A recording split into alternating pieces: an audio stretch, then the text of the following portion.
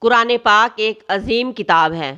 اس کا علم حاصل کرنے والا عالم اور اس سے بے خبر رہنے والا جاہل ہے، خواہ وہ دنیا کے علوم کی ڈگریاں لے چکا ہو، لیکن اللہ تبارک و تعالیٰ کے نزدیک اس کا شمار جاہلوں میں ہوتا ہے۔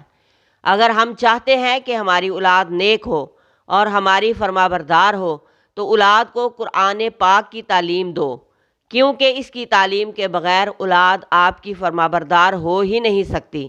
یہ ایک ایسا راستہ ہے کہ اس پر چل کر بگڑے ہوئے بھی سدھر جاتے ہیں۔ آج ہمارے معاشرے میں بے راہ-روی کیوں؟ اس لیے کہ ہم قرآن کی تعلیم سے دور ہیں۔ ہم بے سکون کیوں؟ اس لیے کہ ہم نے سکون کا ذریعہ ہی چھوڑ دیا، قرآن پاک سے منہ پھیر لیا، اس کی تعلیمات کو اہمیت ہی نہیں دی۔ یہ بہت بڑی بدقسمتی کی بات ہے۔